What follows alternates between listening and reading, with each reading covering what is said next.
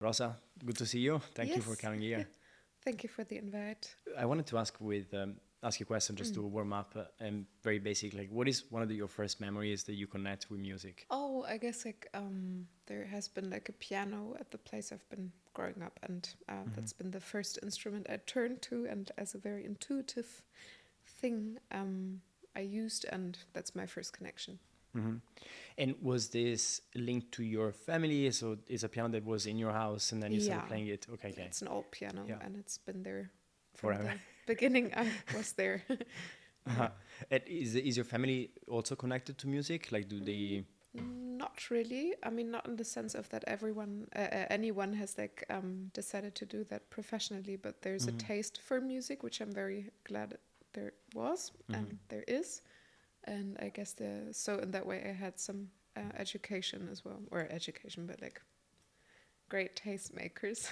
Yeah, yeah. Yeah. And then you developed your own taste over time. It's far from the taste, or hmm not far. Actually, there's um, yeah, I guess we don't mutually all agree on the same Yeah. music, which is healthy. Yeah. Do you get ever in conversation with members of your family where they really don't understand what you're doing? And All about my family at the beginning, but yeah, I don't know. I haven't really had troubles. No. okay. Yeah. And I know that you said in previous interviews that Mm. you don't want to be associated with a specific genre, or Sure. or Yeah. you don't want to be given a label, right? For someone who is asking Mm. you who are you musically, how Mm. would you answer the question? I get this question many times, just like basically when I'm introducing myself to a new person Yeah. and explain that I'm doing music. That's the first, or like sadly, often question. Or not sadly, I mean, I can understand it as well. But I guess like labels, we all, or not we all, but yeah, something that is, I guess, like a kind of a closing space of a space that could rather be more open. So I always like to refer to, like, I guess in a sense, like then experimental or something around pop. Yeah. Because there's enough room for that, because it could like be anything. And then if we get closer to other genres, I think there's already like a kind of image association with that, which I kind of prefer to shy away from, or not shy away, but like stay away. hmm Yeah. Do you feel you want to stay away from it because you are ever changing yourself? I mean, there's the way I've been producing my records. There's for sure an idea, and because as much as I'm producing the music, I'm also a performer, and there's Yeah. an aspect on it for me which is very important, which I guess is also something which comes rather from pop, how to perform a record, which means like cover and like just the overall image of how to present yourself. And then there could be played with association of certain genres which might be or might have influenced the record. So like my last record was more a classical record, or more like yeah, classical record. Yeah, classic red. Yeah, yeah. And then the imagery was also like chosen by me, and then the next album will look entirely different, and it will also sound entirely different. I Yeah. think things align always. Yeah. And I want to talk about the next project that you're working on, and also like the previous record, your discography. Maybe shall we start with the older record, and then we get to Sure. what's coming up. So I think your first published LP, I think it's called Votive, and you published it, maybe if I'm not mistaken, around 2019. Yeah, 2019. Yeah, and that was tell me more about the record, how that came up. I mean, I guess like as a release, as a full album, that was the first one. Before I had like the Rigid Yeah. EP, which was, I mean, EPs are also released, but yeah, I guess the first proper release was Votive, and it was kind of like a bit of a reaction towards being thrown a bit into the cold waters in terms of Rigid, because I mean, even though like I've grown up in Berlin, I've been very influenced through techno music, but also much more actually from coming from a post-punk and dark wave surrounding, also of people, and that influenced me in my early childhood, like youth, like Upbringing, teenage yeah, years, yeah. yeah. And then Votive was kind of like a reaction towards this remix that was also released, because it was like very much centered in techno, which I by the time didn't refer to as much as I probably have done the year before, or also like as written as a track, as a reflection on also like a certain period in my life. So that was kind of more like a like pushback, and then I wrote Votive, which was highly more centered around ethereal, like experimental. It was a lot of I made use a lot of my modular synthesizers, which I haven't done in the other productions that much, and electronic still, which Rigid wasn't. So it was like it was taking place in electronic music, but had a different expression way. Yeah, calmer, I suppose.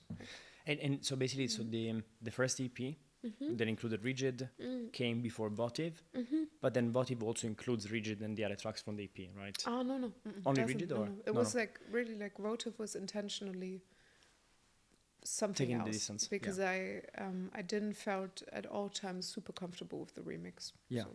Got it. Yeah. And can we talk about it? Do you feel comfortable in talking about the techno remix of Rigid? Sure. Now I'm just thinking like it's a momentum, but I guess there's something to that when there's I was kind of I was in my studies. I had just released my first EP. Shortly afterwards, this remix was released, and it just like was this flip of like being exposed to a bigger audience. And I think that is, I could imagine for every person that happens to, like something quite irritating as well. And and you mentioned that being exposed to a bigger audience was somehow irritating. Is because you didn't expect it, you were not prepared, or it was different from what you wanted to communicate, and people started to associate you too much with techno? I mean, just as in reality, the day it was released, I was playing this very underground gig, and I was in Lisbon. It was a small alternative space, and I had an audience way smaller than the audience of this remix that was played to people, and being in, I don't know, like it's things that are hard to grasp. I guess easier to grasp actually if you wouldn't see them, but you actually don't see them, which I mean referring to social media, and it's just like this, which always happens when there's, I don't know, when there's a release of something. It's a thing that reappears every time there's something bigger, or when there's like reach happening and you have suddenly a lot of people engaging with your social media. It's a strange way, because you don't as much as you can see it on your screen, it's not a feeling. Or maybe it's, when it's a feeling, it's more overwhelming. And I guess that's that. So in a way, you felt like you had reactions that you were not, in a way, you were not necessarily like associated or closer to your music or what you wanted to communicate. It's a different, it's a remix, and that has always been like something I was wondering about, because it happens to me too that I find music through remix, like that I enjoy the remix and then I listen to the original, and the musician is doing something completely different. But I've like sometimes I just had the feeling I've been like associated so much with the remix, which isn't, it's not mine. I mean, of course, like the lyrics and the voice, it totally carries everything. It's the essence of this remix. Otherwise, it's a 4 to the floor techno beat. But that's I guess there's an irritation happening when you're like, okay, that's so me at one point, but it's really not my expression. But now it's being heard, and something what was complicated, and I've spoken the first time about it in an interview, is that the lyrics do have like a very, very, very difficult background and on what they are about, and the way they have been coming into rooms where I think it's fine, like I don't care about it that much any longer, but it's it's something I pick up with the record I'm working on now, is actually to go back to that time, like where the time I was writing this song, in a way of like a directness of things, or like how experiences that happened, and putting that into songwriting, which I haven't done with the last records. They were more felt like more metaphorical, more free in that, or less less direct, and there's a directness which is coming back, Yeah. which is kind of nice. So I don't care about this remix. Yes. So that's nice. I want to talk more about this. You want to say the last record is the upcoming record? Yeah, Or it's is- upcoming. Okay, yeah, okay. yeah. Okay, so we're gonna for get- me, it's already like it's there. it's already there. That's also Yeah. difficult. No, Yeah. but yeah, And just to wrap up the Regis story, so that sure. the inspiration came from something personal that then you created went into the EP before Votive, before the album, got picked up a remix, and then it created a new story or perception. From which I also like continued my journey. It's Yeah. not that it's not intertwined, so I wouldn't have ended up with B-Pitch as a techno label and doing Right. an like sort of ish techno album. I don't know if I want to refer to that as such, but Golden Strom or Goldner Strom, yeah, Yeah. because like B-Pitch is like Yeah. one of the labels in techno here in Berlin. Yeah. So when you look back now, it's been like 5-6 years. Like, in what way that remix has influenced your path? So definitely, from what you say, it influenced you in a way that you had to rebuild a bit of your image and perception to go back to your essence as an artist, beyond outside of techno, let's say. And it also brought the B-Pitch opportunity. That was probably interesting for you. In any other way, how did that influence you when you look back? It influenced me on, like, I guess, like, but these situations also have been reoccurring because it's something that I guess is a possibility that happens to every young artist, female, or I don't know if I want to necessarily refer to female artists, but there's things pulled onto you when there's ideas on how to create your artistic, like in the beginning, when there's much to shape and there's a lot of ideas and a lot of imagination coming from outside, and it's something I wouldn't say it's like, I mean, sure, it's great to learn from things like being like pushing away ideas of other people and trying to stay true to what you really want. And this I have done. That's something I can look back to, and I think my albums are so different in that way that it's really easy to tell that I've did what I wanted, but it's not. But that means also I had to do many. I was in so many difficult conversations. Hence. Also, like, I mean, there's also like, I guess there's also like a right for some people that like kind of like they put money into your stuff and blah blah blah, but also when they didn't and they still wanted to decide things, so there's a lot of that. And I think when I looked at your questions before, there was something like an advice or something that I would give myself back, and I had to like think about it, and actually I have no advice I could ever give, because I think that if there is something that it's a structural thing or issue in music, I guess, like on power dynamics and all that, and if I think like it should or it only could like really be different when the ground is good, then the roots can flourish as they want. But the ground is quite... So it's hard to give an advice because sometimes you have situations where there is imbalance and you are thrown into something. Also, it feels like, again, as like, I mean, even if I have done music for 5 years or something, I don't at all feel myself in a position of telling anybody how to do anything. Because I've always done it with intention from what I did, and very less... like with a strategy. That was always something that came from outside. So I have no idea what I'm doing. No, that's not true. But you seem to be very intentional, like from the outside, and looking at your discography and what you're explaining as well in terms of like how you choose the next album concept. You want to give it a very clear message and cut. So maybe let's talk about also the rest. So we go to Votive. That is aimed also at taking a distance from the techno remix. And what was the concept around Votive at that time? What do you want to express? And you mentioned very briefly now that it wasn't something personal, it was more metaphor or something else that you wanted to express. I mean, I guess like in a way they're all personal.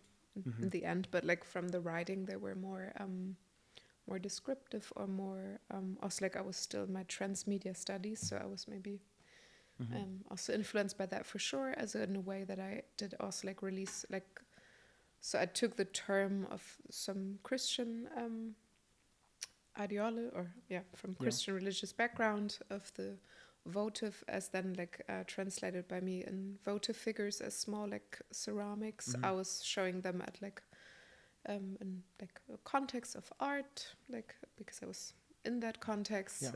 I was back in the days I was in Vienna, and that has been something I like continued doing, like releasing as with the album something as an equivalent, which is a visual approach. So that was the ceramics. Strom was more like actually like thinking through the more videographic side of it, the 4 music videos I produce. And then interior was like the sequin, like I did like some images with sequins, and that's been something I've so far still taken on doing. And that's me. So with Votive, I read like, I think a couple of years later you had an exhibition at the Deutsche Oper.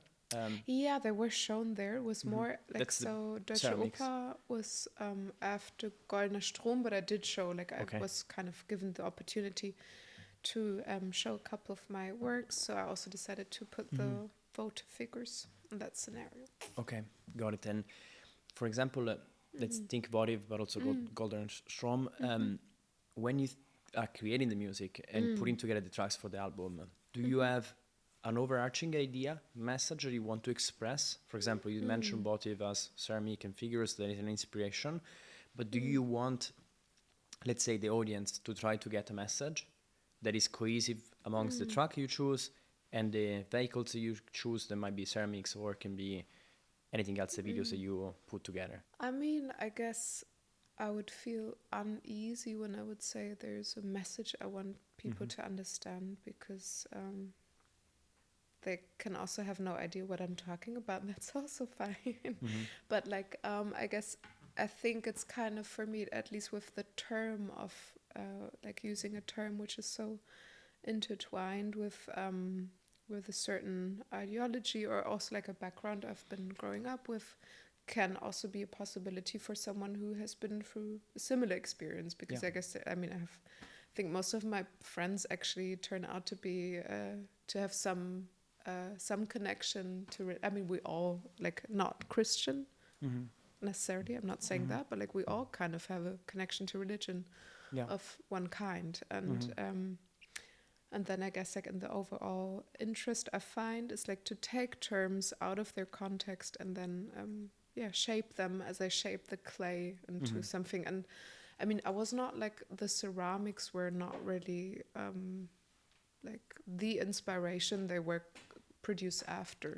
But I kind of like this idea of giving shape to sound, and I still like it as an idea to create something graspable, because otherwise we know what music is. It's an ungraspable thing in the air. It's another vehicle to convey a similar idea. And also like to actually take control of something. So Votive, inspiration from religious contexts and figures, and then you put together all the tracks, you created also objects that were displayable. Then we go to Goldener Strom, 2022, so a couple of years later. This is the one on B-Pitch, right? That's the one that came out on B-Pitch. 4 music videos, you mentioned it before. I looked at them. It's basically images of a theater. It's the same back kind of story, but different lights, different stories within the main story. How did this come about? And again, similar question to Votive. Did you have a main idea that you wanted to represent with the video and the music, or the visual representation, for example, came after? I mean, this was a very different process, as like there was a different label and different expectations, and also like there had to be something when you release a record. So the approach was very different, also challenging. And then like the music videos were much more like a collaboration between me and the filmer Alexander Duprez, friend of mine, a Belgian filmmaker and artist, and he was scouting the space. We were talking about a storyline, but it was much about like kind of like as like taking the release as an actual release of like the steps, the rooms in between the journey to the actual release, and then also a reference to the Strom, which is a stream. So it's a like one stream through like these different rooms, and also like the space was really great. It was this old theater in Ghent, and it's also I think like one of the places or where I like where I love to perform my music the most is like theater spaces or I mean like with the last record, because it was like so classic and like a lot of organ, it was like a lot of churches, but also still I mean I'm with the interior or with interior and then also like with the other music I can it has happened before and I always liked it. I've performed in many churches by now is the point. I think that's it. So the visual came after you had the music, right? And then the theater was something that for you resonates. And also like how this record came together was less than like it was reaching out, them deciding, okay, we make a full record, came unexpected. I was still in my studies. And there was the timing was decided from somewhere else. And there was a push, and then we also like waited with the release. Postponement, which I regret, like which I really want to avoid, because I know so if you imagine now, I've just finished the recordings of the new album, but there's already like, I'm already talking about this other album and this other album. So there's like 3 other albums that I'm having already, like where I like planted the idea in my head. And but I still don't even have the label. Like I haven't found the home of sound the home of sound for my record that is finished. So when someone keeps me on a waiting, or like when we decide to wait for another year, which we did, bad idea, because in that time I already, like when it was released, I was somewhere else. I moved on. And heart-wise, soul-wise? Everything, because because there is everything inside such a record. So and life happens. So you're moving on. Do you feel, for example, when you look back at your old record, the one that had been published maybe 2 records ago, can you reconnect with what you were feeling at that time? Yeah, certain parts of it, but also like I haven't performed some tracks of that in ages, which are more leaning towards the more techno-ish side, because also it wouldn't have fitted into the set of my last record. And but I pulled I still play like also Votive tracks. I play a lot when I play. Okay, and so we go to Interior, which came out last year. This is your latest published record so far. Yeah, it's quite no. And this is again like not yet coming back to your inner inspiration. This is like outside. Let's call it outside inspiration. Can you tell us a bit more about like how this came together? What was the concept compared to the ones before in the context of your journey? So in the experience of like recording with the person I co-produce is Yan Vagner, we always like when we do the vocal takes, there's always like a limit to the other, or there was a limit to how many vocals do we, because I love like, because I'm making use of the looper on my live performances, so I love to like multiply my voice. But I guess like in a track there is some limit to that, other than if you maybe take the approach of like a choir piece, then that was kind of the idea. First it was an EP, then kind of like transformed into this idea of an album, and then there was like was different. I guess that was quite I can't say the whole time that was personal, but this one was let's phrase it as like intimate. As in also like an excitement of actually performing this record as being very different, and thinking about the scenarios of how or which rooms, which was important with that one. Through different circumstances came to the work myself of being a booker, which turned out to be the best year of shows I ever had. When you say for yourself, booker for yourself? Booker for myself, because I like There's a lot of fools around the corner. But it was a very good year with that record. I've been to cities I haven't played, and it was a lot of like churches and great contexts, and Interesting. that was Anteria. No. Yeah. Because I read in another interview you released around the time of release that you said you really conceptualized a space where this music would be performed and played that was very different from the... Ideally. Yeah. So theater and churches you mentioned. Yeah, or if there, I mean, I guess like what I've been missing, but it looks like with the new album there's a chance, because there can be so many scenarios of life. There's so many possibilities. There's like so many strange festivals, and I really don't mind being like, I've been already in so many strange contexts that I really don't care, and it's something I'm interested in, because like every different context or venue brings a different audience, and what I've experienced with my concert is that or concerts is that my audience is very different, or very all kinds of people, which very diverse in terms of the audience itself. They come from different backgrounds. They come from, or I mean, from what you can see, if that's something I say with distance, but it's seems like they are coming from very different angles, and that's something good, and that's something I hope to continue and to foster with the next releases, that I bring someone else from the corner to this concert, and then they can, I don't know, it's big. That makes it also like I guess it's also maybe a difficulty in some terms of like, it's hard to put the music in one scenario. So it's very much about myself. That's In another moment, you personally, let's say independently from the audience that can gather at your performances, what is your preference, if you have any, between small space, intimate, where you get closer to the audience, or larger, let's say festival-like audience? I mean, last performance was in a bigger theater, like Volkstheater in Vienna, and this is then like you're just exposed to different lights, which is also, I guess, like could also depend on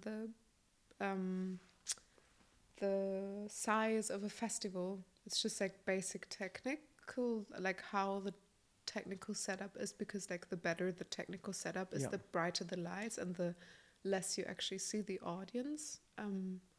So when it comes to a smaller space, for example, and there's less people, or it just doesn't fit more people, it can be more challenging than a bigger stage. And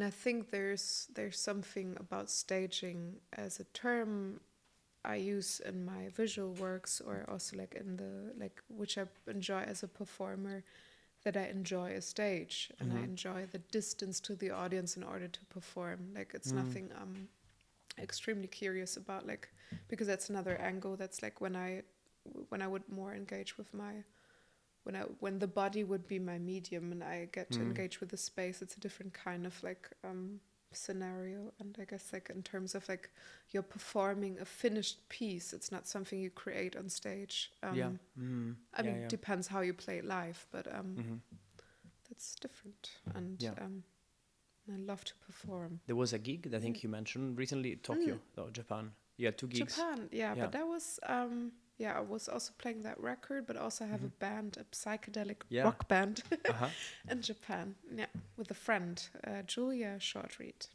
And apparently it was a very good experience for you. Was that? It was great. Yeah, that was because we've known each other for 7 years. Like with Julia? With Julia, and reason is because I traveled to Japan by myself, organized a show, met her. We've became close, started Quantum Orange. Now, like that's recent, like we just released one EP, working on an album, and it's great to be with her together. We also have had a drummer with us on stage, Taiki Man, super great drummer, coming from more of the percussion side, so like not a classic drummer, and been a great experience, because it's been the first proper experience on being at the stage with other musicians. Not my first, but like as a band. Yeah. and brings new difficulties and challenges, but it's also so nice. Which I also like. The new record is banned. Okay. Yeah. It sounds like a good segue to. Yeah. So just one moment to wrap up until journey until now. So Yeah. did your vision of creating music for a stage in theater come true with interior when you Yeah. performed it? Very much. I mean, also like I've been in the position of actually writing music for a theater piece, which I'm also like composing music a lot, and also like now entered the film business. Interesting. Did my first full score on a movie and in co-production with Yan, which was recently shown at had a world premiere at Berlinale. Wow. But yeah, I've done the score for this movie. That's been a new experience as well. And for like another documentation, and composing music is just then very different, because it's for one place. But when I write an album, I can't influence on which space. I mean, of course, like for this new record, I would have like a dream scenario of a release concert. Release concert. Yeah. With other musicians. I have the drummer. Yes. Already. I need a guitarist still. Maybe I already have it. Then. But we're 3 people on stage. And I would really love to do like this whole festival, like rock festival, indie. Really cool. Metal, I don't know. Yeah. Whatever. Because this is the one that was inspired similar to, let's say, your Votive times, from something internal, and your own experience of the world and life. What inspired you? What was the idea? Something that happened to you? With a new record. With a new record, yeah. The one upcoming. So this one is also like, it actually goes back to where I left off when I wrote Rigid. From the style of the music to, because like it's going back to like actually 11 years back of songwriting. So I rewrote some tracks that I initially had as the first tracks online on SoundCloud, who I got discovered, for example, by Max Cobozier. When if I wouldn't have met him, I wouldn't have met Yan, who's my collaborator. Since the beginning, so all of this has a sense to it. So that's all a spiritual journey. But so there's a reapproach of these old tracks, which kind of like still makes sense, because that's they have I would say like a color of post-punk and dark wave to them, which is something I have been coming from. Initially, it's the music I'm also listening to a lot, but not solemnly. And so it makes sense in that way. For the general theme of the record, it's more there's a term I make use, or like it's the record's title gonna be Sabbatical, and it's taken I think it sounds a bit witchy, but also I've taken it as a term as a process of like an attempt of healing, and through some going through some very difficult topics on this one. Very direct and very, I would say, like obscene in a way. Might inch and pinch a few people. And then like going through some relationships, and like it's more direct than the other ones. Also like giving the musical approach makes sense.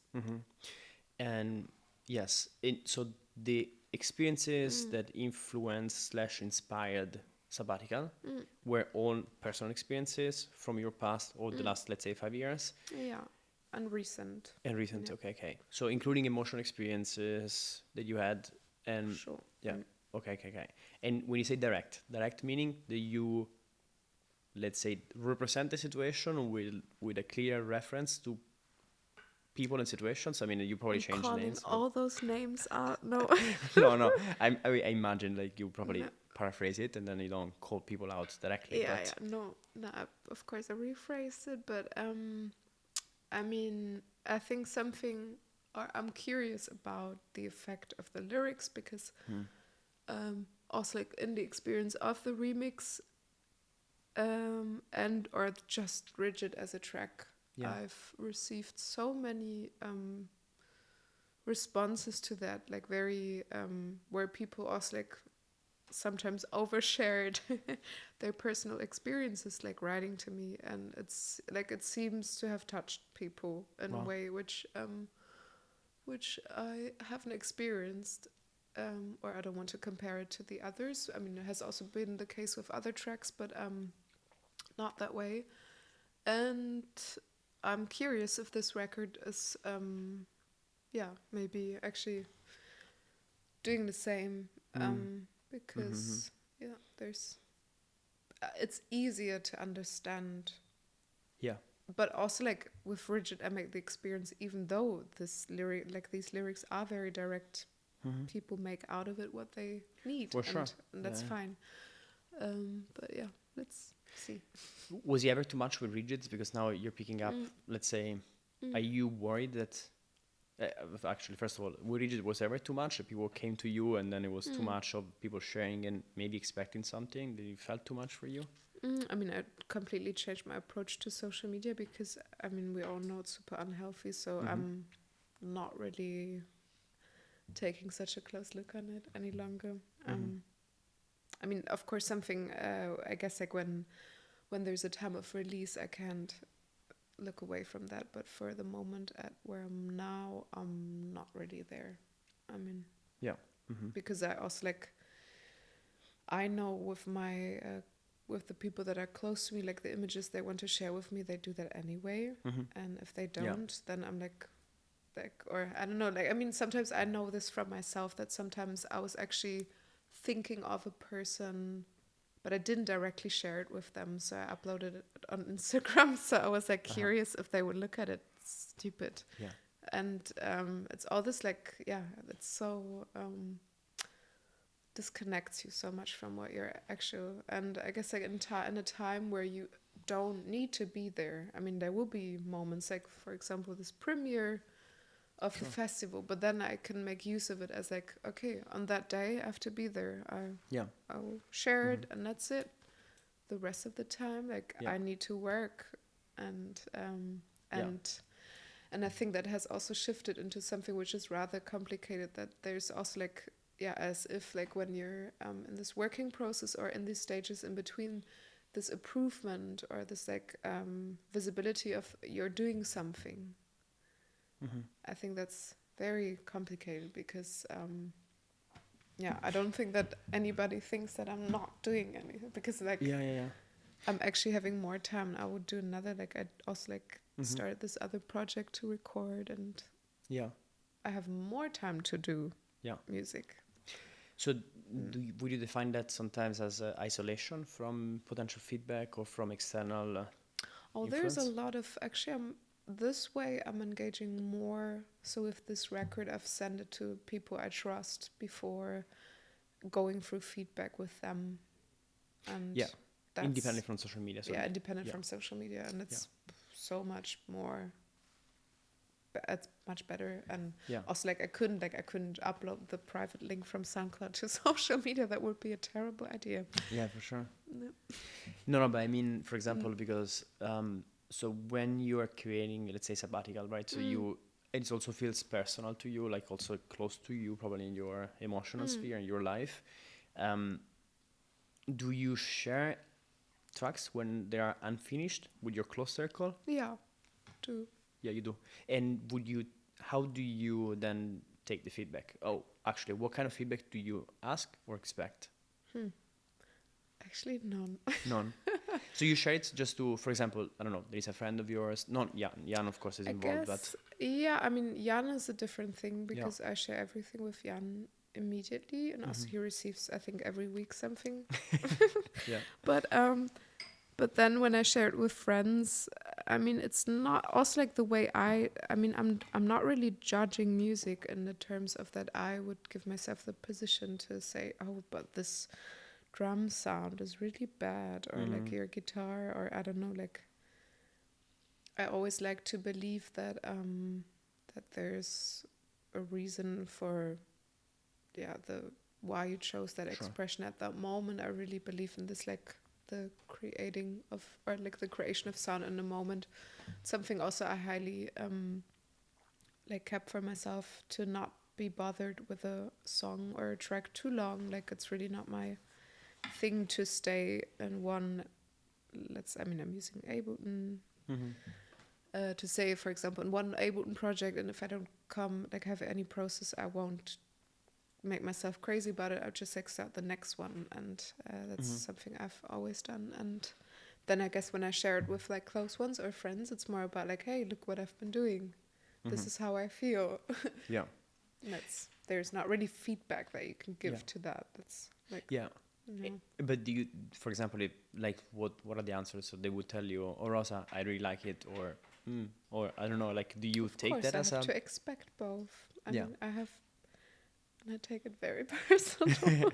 Yes, because that's what I wanted to understand also. Like, do you have a way to protect yourself from feedback that's in a way like, it's okay if someone doesn't like it, shouldn't it's a reality, and it will always be there. And of course, of course it has been hard on me when I've released a record and I'm reading something. I made a terrible experience with a journalist and his writing, but that was also a different story, because this person is just like has no boundaries and like actually accusations, and it's really not about the music. And that's a very, very strange thing, or not strange, it's a very bad writer. It hopefully doesn't happen with your friends. Your friends are not there to accuse you. No, I'm sure I know this person from Vienna. But so that's that. But also in that way, like when that happened, I was actually writing to the magazine, something I would never do. Because you have to take in someone's opinion, of course, otherwise you shouldn't do public work. But when it's like, I think there's everything, there's a limit. And if you have if there's actually a way of like putting a direct contact to the source of evil, make use of it. And try to I don't know, like there's something I believe in or try to believe in. It's like, but I think I'm not doing myself a favor with that. If I see like someone acting in a bad way, or if I just don't understand, and this understanding is something I'm also don't really want to give up on, like to not believe, and there's something there. I don't know, there's just a bad layer on the person, and something is underneath, which for some reasons they cannot act different in that situation, which there's terrible things happening everywhere, and it makes it very hard to I think it doesn't really help. But and in terms of, so broadly speaking, when it comes down to inspiration, I have two questions. One is, how do you nurture your inspiration, or do you create an environment that fosters that? And on the other side, what do you stay away from? Things, behavior, people, media that are badly affecting your inspiration, your creative state. I have a safe environment in my studio, which is on the countryside. I'm spending a lot of time by myself there. Actually, the Votive album was all recorded there, being there just by myself. That's my safe environment. And then what I stay away from is, I guess, I don't find myself too much in surroundings of like co-working, of networking, which I find a very strange way of approaching people. If I am in the situation of actually asking for, or with knowing I have this intention, I think I almost can't act on it. I could see it more as a performance, but I don't know if I'm interested in that medium. Okay. Are you an introvert or extrovert, meaning both? So you're 50-50, would say? I think everyone has both. Both, yes, for sure. Are you one more than the other? Like you get energy when being alone, or more being around people? Both feeds the other. Like if I wouldn't spend the time by myself, I wouldn't be a good person in the social interaction with other people. Yeah. And one thing that, so lyrics super important for your music and your creation. I read that you started a daily diary, which eventually like feeds a lot of the music that you Oh yeah, eventually produce. sure. Something I've just done like my entire being. Yeah. Yeah. Do you remember like what prompted you initially to start a daily diary? No, I have no idea. Yeah. It came It's- presumably before you started making music. Yeah, way Yeah. before. I mean, it's been very different kinds of writings, but like then, I mean, these the songs are like some kind of like catalyst of what's happening, and then it's always something I always turn to writing like as a first approach of like trying to make sense of things. And so it's helpful and cathartic for you, like for processing whatever it's happens necessary, in I your life. would say. Do you have a ritual or Read. a ritual, for example, for writing? Do you write at the same time every day? No, I mean, sometimes there's moments, I guess, like when I realize that I haven't been writing for some time, I'm like, oh, watch out. There's something I like that, because it's this like conversation, I guess, with yourself, which I find very helpful. And also it's something I look back to. Like I love to read my diaries to make sense of it again, like actually of everything. But yeah. That's Yeah. And when you create, for example, new piece of music, what does the lyric come before the arrangement and the rest of the music? In your process, usually, it changes a lot. Yeah, it's different each time. Yeah. Because you mentioned before you send every day, every week to Yan. You send. Almost, yeah. Yeah. I mean, like the last project I sent him is like a Witch House album, because I'm very much into Witch House, and it's without lyrics. Yeah. Yeah. Yeah. So that's something that inspired you, or no? That's something that you made. I mean, there's an artist on Bandcamp that I really love. His name is Kolut, but I don't have any idea about their personal background, referring to their in that regard. And once tried to also like start a collaboration, but was also complicated because it was like Discord chats and also mystical and bar. And I just love the idea around Witch House, because I don't know, it seems kind of off. It seems a bit like Darknet to me. I don't know. So the chat or The chat and like the music I've came across of other artists that would refer to Witch House. I mean, in this moment, I refer to a genre very specifically which I never do. Yeah. And I have no idea if that music that I recently recorded is Witch House. I don't care, but I love to think, okay, that's my Witch House, and it's gonna be my Witch House album. Maybe that's also actually gonna be the title. And I'm not familiar with the term and probably the genre at this point. It's interesting. I'm gonna dig into that after the conversation. Yeah. And so going back to your process and Yan, so you now work together for a while. In what way Yan complements you in the creative process? I mean, as a friend, most of all, as someone who has been with me there from the start, going through very difficult situations or decision-making processes, someone I trust deeply, which I'm very fortunate of. We're both equally fast in the way we work, which is also like giving us a lot of space to produce. Also like I'm not saying quantity, but like as something unjudged. But I love the fast approach to things, as like, this is nice, let's do the next thing, and then I guess like from our musical backgrounds we're very different, which is also good. So I can surprise him Very cool. every now and then. Yeah. Do you ever get into disagreements? Of course. But I think musically not really. I mean, there was a time when I was really shying away from the term of pop, because I was in this like art school context where there was also a lot of pop around that, but like I don't know, like because I think I was, what irritated me about pop beginning music was the female association with it, or some things that it brought with it as things I was not sure if I want them that way.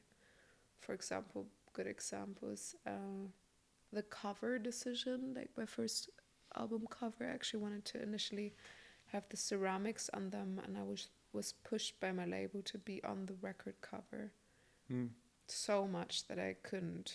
And it's like, this was hard. It was like a harder conversation between me and Yan, because like, not that he wanted that, but like, and then I continued. It's also something I I changed my opinion on that. Like, yeah. And for example, right now that you've been working together for a while, when you disagree on something, how do you approach it? Like, do you have a way to listen more to each other and then figure out a way that works for both? I mean, now we're good on our decision making, but when I said before, like this pop thing, Yan was actually encouraging me to make, like, because Yan is not like influencing the production as like bringing his like idea as like maybe producer sometimes does, or I think often does. Yeah. Like the producer's producing the sound. That's not the case here. So I'm composing the instrumentals, and Yan is adding and giving into my idea.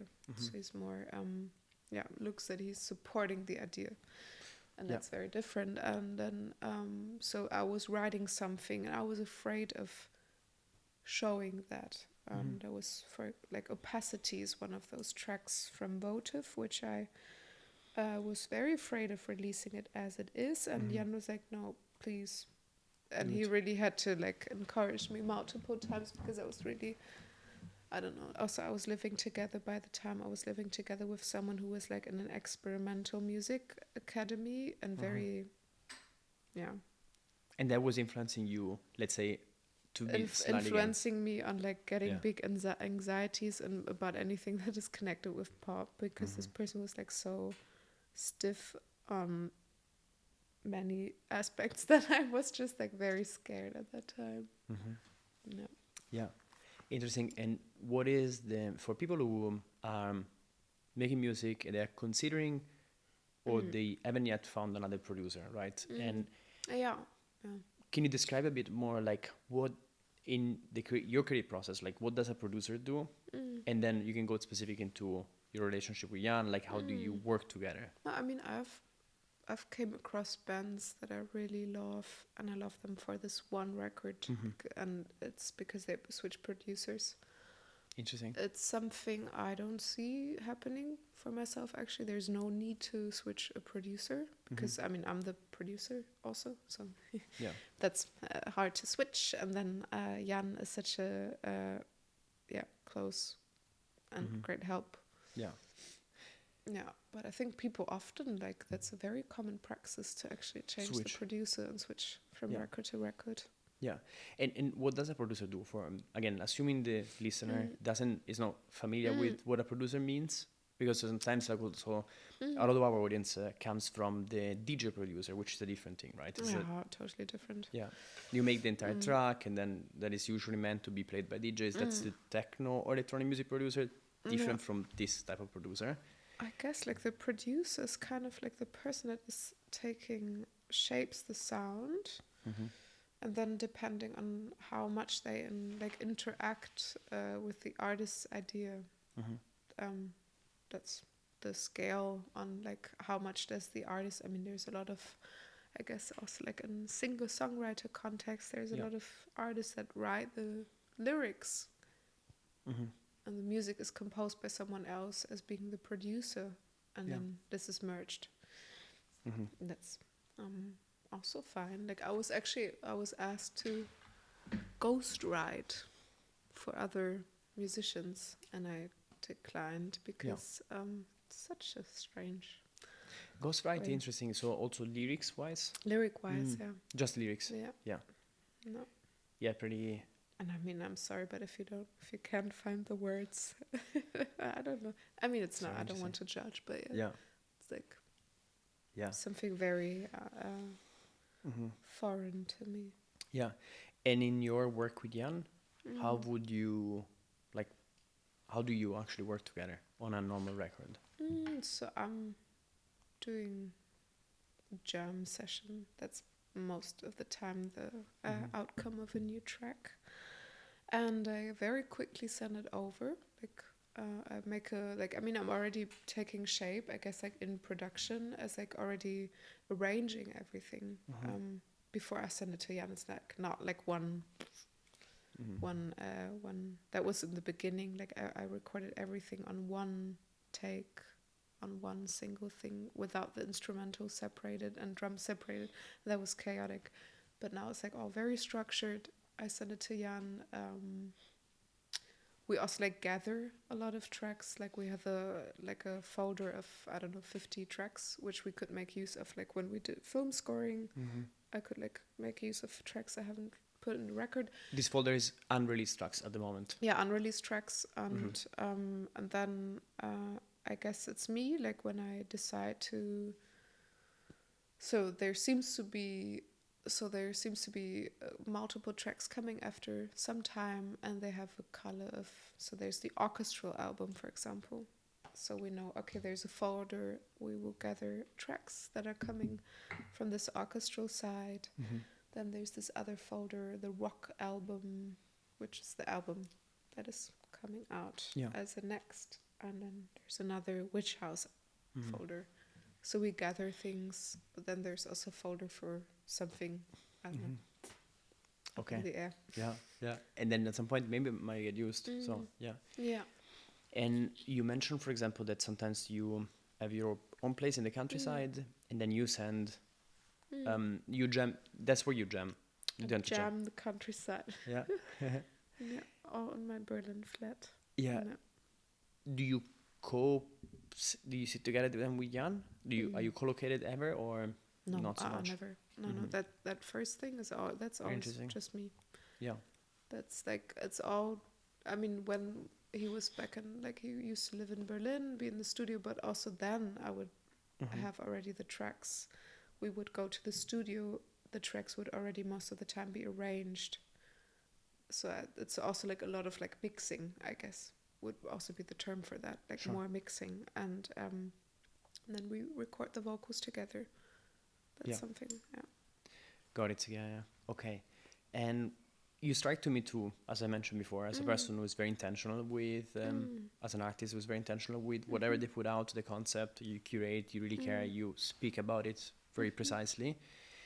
Do you feel you can express your authentic self right now? Has it always been the case in the course of your discography? And the difficulty it sometimes had, yes. Yeah. But now I'm more easy. Or more comfortable. What was different before when you were less comfortable? I guess like just growing up and getting familiar with new situations. And then it's not that, I mean, I'm not saying that as like I'm not excited about situations. That's not at all the case. Like that hasn't never changed. Like the nervousness or how I take things serious. Like that's also I don't want to change, because then I think I'm not my authentic self any longer. Yeah. Got it. Was so it seems also awareness of yourself changed. You're more aware. And confidence. Would that be? And for people who are on this journey and they feel they don't have so much confidence, maybe it's the start of their journey, they don't have confidence in their own art, in what they want to express, what would you tell them? Like, imagine someone who's just starting off with their music. I don't know. I think but it's also like there's nothing wrong about listening to the advice of others, but I guess to define your own boundaries on how, because there's so many opinions, and I would always secure your initial idea on how your music sounds, because there might be a place for it, even if someone gives you feedback and tells you that's not the case. Yeah. And I think if you change your musical approach, as like when it's something that comes from outside of you, which I guess is most of the time the case, because it's also that's so interesting about music, I think. And you let it being influenced so too much. There might come, or it might never, but I'm sure there might come a moment where you won't, will be hard to locate yourself within your music, because you have given it to someone else, or you have shaped it by someone else's idea of you, and it can be fine. I mean, doesn't like, not everything has to be like personal, and everything has to be, can also be looked at as a very performative thing, and you just don't fucking care, and someone may be your mentor, but for me at least, I'm glad I have not interacted with certain ideas. Is a natural trait of yours to be able to resist and stick to your guns? It's, I guess, also like sometimes a bit negative. I'm extremely stubborn, and I think nobody could tell me what to do. That's really. I mean, of course, I listen to the advice of people I trust and that are close to me, but even then, I will pretty much do my thing. Yeah. Which I think it really helps in creating something that is you. Yeah, but also not, because as soon as you get to work with other people, that becomes like, that can be extremely difficult. And did you ever get that feedback from Yan, for example, or I don't know, other collaborators, that you were like, okay, Rosa, I love you, but you're too stubborn? Sure. Yeah. And then what's your reaction? You're like pushing back even more, or are you okay, I'm gonna listen more? I guess the people that are working with me, they understand. That's how, because it's not that I'm like closing myself off any ideas. I'm still listening. I'm really not the person that is not listening. I'm a great listener. Yeah. Do you change your mind often? Yeah, but I guess, like, I mean, for now I've also been lucky with the people that I've collaborated with, but I could also be in a scenario where, but then I guess I wouldn't like to work with that person if like someone is really trying to shape everything. I think I wouldn't feel comfortable. And then I always keep this belief, because also it's not that of course I want to have a career in music, but there's so many ways I could live my life. And if I think I wouldn't give up on keeping the control, then I would rather do something else, because I know I will always do music. Even if it's not my main profession that I'm doing, that doesn't mean anything. There's so many great musicians out there, or most of the musicians I know actually, that require something else to sustain the music. And that's a reality. And I'm fortunate that I can do that as a main job, but no.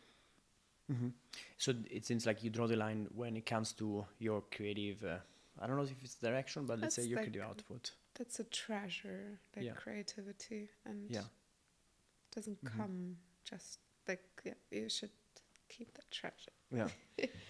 Yeah. Yes, and what have you changed your mind on? Maybe music-wise, or I've done so many collaborations now. Like I've done as a way of like thinking about placing, like keeping things afloat, because I have to wait with that next album. But also in the meantime, I placed some of my poems, and like there's these two friends of mine in Copenhagen.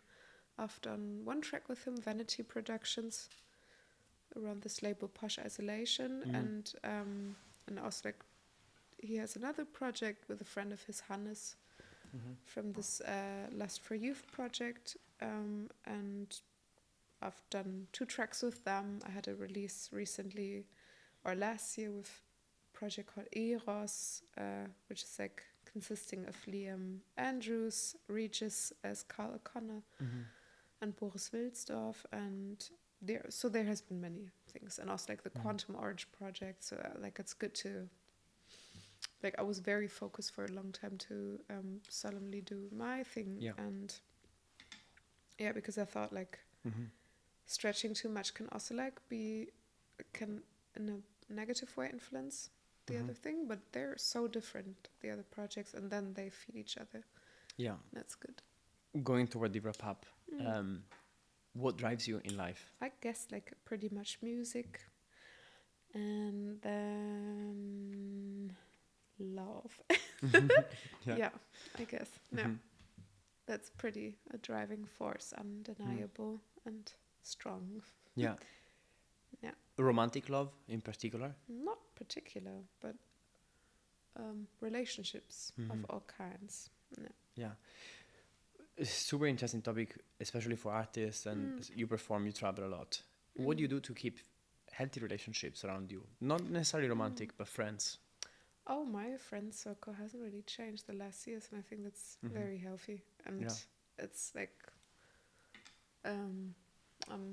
can refer to friendships that are there since like I'm there, and I try to nourish them, but also I find like a good way of doing that is like actually when I get these moments of like going to the countryside, everything slows down, and I get to reconnect with all the friends that are not the same city, and something I really try to nurture actively. Yeah. And I wanted to ask you some very quick questions. Just answer whatever comes to mind first. What is one or two inspiring tracks that got you into making your own music? They change every time. I guess recently it has been, but also I forget the album titles. Not really good in the On the right. questions. Who is an artist or any kind, dead or alive person, that you would get stuck on an island for a week with, and why? I mean, it has to be someone that I know, because otherwise I would hate it. I guess at the moment it would be Liam Andrews. No. But And why particularly? I don't know Liam. Why with them? Because as an artist, I mean, we're very inspired by each other. Let's put it that way. Yeah. And I think we could record some music while we're stuck on the island. Yeah. I would make sense. I would want to make sense of that time being stuck on the island. Yeah, at least you get inspiration. Yeah, because that's something that would that really fast kills me, is when there's inactivity. I'm not functioning well. I'm not the person to put on an island. Meditate. No. I'll cut down all the trees. Yeah. Do something. I have another question, but I think you partially answered. I'd like to ask these questions, but you answer already, which is like, would you rather play in front of a big audience or a small group of friends? Would you, has your preference changed in terms of like, you mentioned before, you like to be on a stage, you like to be in this moment in your career and life to play in front of an audience on a stage and be detached. It is performative. Has it ever been different, that you liked being super close to the audience and have a small audience around you? I mean, I guess the difference is that I wasn't exposed to the big audience before, and then that was also big. Like, everything is big when there's no comparison on the scale, and then it just grows, I guess. But like, if I have the decision, I would choose a large audience, but also like depends on the project. Like, I'm releasing this project together with two friends from London. Like, it's more in experimental music, or like they're coming from jazz, and we're gonna have rather smaller venues because there's just like not the space for something like that, or the audience, or I mean, let's see. But I'm looking forward to that too. Yeah, for a change and do something different. For a change, like harmonium and voice on stage. Yeah. And talking about this, what is one project, performance, or record that you're excited about? All of them. Like, there's I have this EP coming up with a band that I have with a friend Jonas Yama until Funke, like as a name Spoil, and it's our first EP. It's very different. Then there's Quantum Orange, planning to do an album hopefully this year. Then the album I'll release by myself. Then there's the Score that is hopefully also released somewhere, and then this project with Tenota, the duo from London. If I haven't forgotten something. Oh yeah, and then and then probably the EP with Sound and Company, and the track with Lust for Youth. But that's further out. That's further out. But Yeah. I think it's enough. Yeah, I think you have a lot. Yeah. Looking forward to hearing more. And final question that we ask every guest: what question should we ask the next guest without knowing who they're going to be? What's your favorite flower? Okay. Okay. A question for you: in spite of what do you do? What do you do? Do my sequin images, which I do also, and then I would become an actor if I don't. If you didn't do it, if you were not a musician. Yeah, but I You'd be an hope I actor. will become one soon. Yeah. Yeah. Would you like it? Would you like to? Yeah. Okay. Okay. Thank you. Rosa, Okay. thank you. It has been a pleasure. Great Yes, to get to know thanks. you and understand more about your art. Thank you for being with us. Thank you. Thank you. Thank you. Thank you.